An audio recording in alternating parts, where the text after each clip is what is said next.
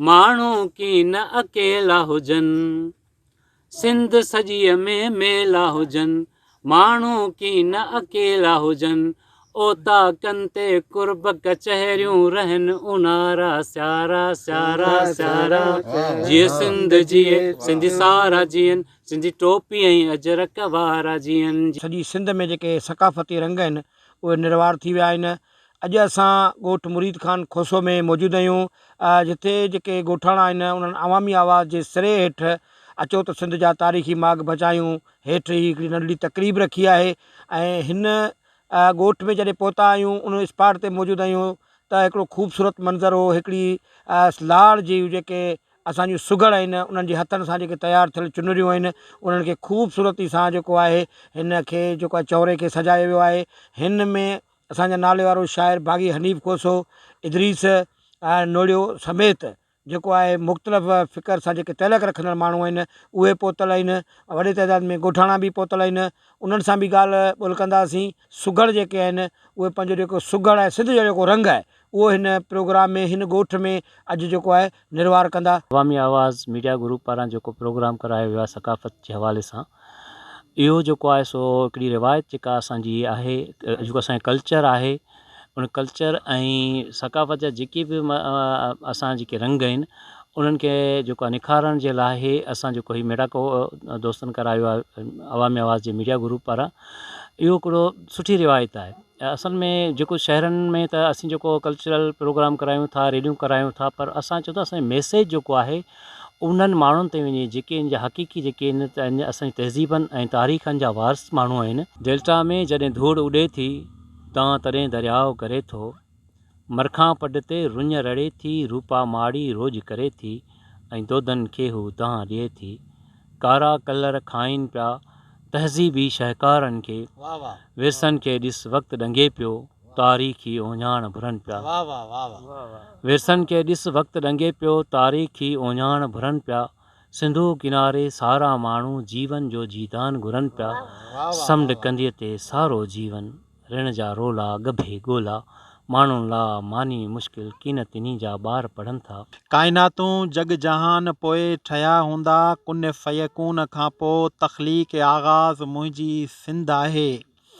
जबलनि जे चोटियुनि त किरंदड़ ई झिरણા, गुलाबनि जे पंखड़ियुनि जी ख़ुशबू जियां सिंधू ॼण त मुंहिंजे साहनि मां सुरंदो अचे, इहो ई आबशारनि जो आवाज़ मुंहिंजी सिंध आहे। कुन फ़यकून खां पोइ तख़लीक़ आगाज़ मुंहिंजी सिंध आहे। इनकलाब जो शोर जागी पियो आहे, अॼु भाॻियो चोर जागी पियो आहे, ओ सिंध जा गदार हाणे भॼी थी परे, अॼु हर हिकु मंसूर जागी पियो आहे। अजरक टोपी सुबुह ताईं ॿधी जो, अॼु सिंधियुनि जो दौर जागी पियो आहे, ॿिया सभु साध वेंदा रुकिजी, भिटाई जो तंबूर जागी पियो आहे।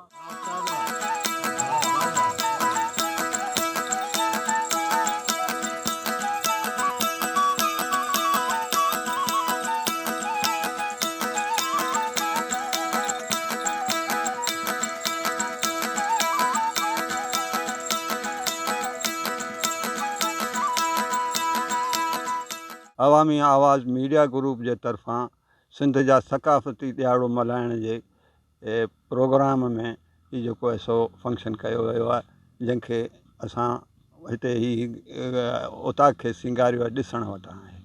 ऐं अहिड़ा प्रोग्राम जेके आहिनि थियणु खपनि, ऐं इन मीडिया ग्रुप जा असीं थोराइता आहियूं जो आया आहिनि हिते असांजे ॻोठ में। जंहिं क़ौम जी सकाफ़त ऐं रीतूं रस्मूं जंहिंखां वियो उहा क़ौम हिन धरतीअ तां मिटिजी वेंदी आहे।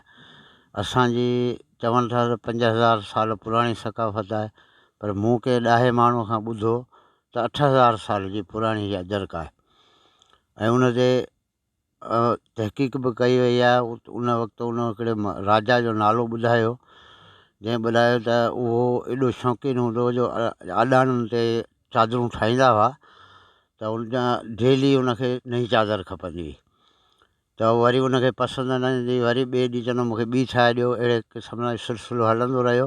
पोइ जॾहिं हुन अजरक इजाद कई तॾहिं उनखे चई आज रुक, यानी हीअ मूंखे पसंदि आहे, हाणे हीअ रहंदी बिस्तरे ते, आज रुक। उन ॾींहं खां वठी अजरक नालो पियो, आज रुक मां अजरक थी वई।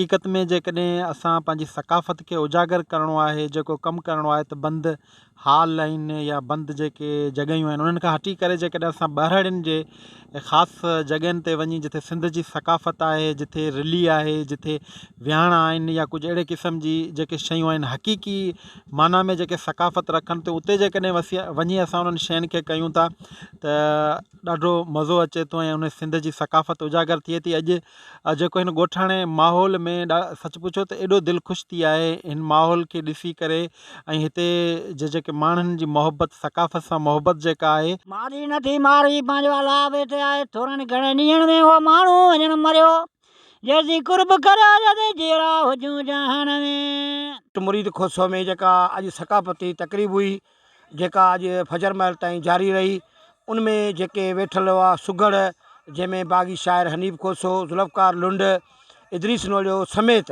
मुख़्तलिफ़ जेके सुगड़ हुआ उन्हनि खे बि ॿुधो। उन्हनि जेका सिंध ते के भेटा ॾिनी उहा भेटा बि ॾिठी ऐं सॼी राति जेके मैसूम ॿावला हुआ हिन सर्द रातनि में बि सिंध सां जेको मोहबत ऐं प्यारु ऐं अक़ीदतमंद जो जेको इज़हार हो उहो अॼु फजर महल ते कंदा रहिया। ऐं हिननि जो इहो बि चवणु आहे त अवामी आवाज़ मीडिया ग्रुप तरफ़ां हीअ जेका तकरीब रखी वई आहे, इहा अहिड़ी क़िस्म जी जेका तकरीब आहे उहा हर साल असीं अवामी आवाज़ मीडिया ग्रुप जे सिरे हेठि हिन ई ॻोठ में बल्कि अञा बि बहितर नमूने सां जेके सिंध जा रंग अॼु बि आहिनि अञा उहे रंग वधंदा उन तरीक़े सां मल्हाए रहंदासीं। कैमरामैन असगर खोसो सां गॾु राज़क ॾिनू खोसो, अवामी आवाज़ TV न्यूज़ बदीन।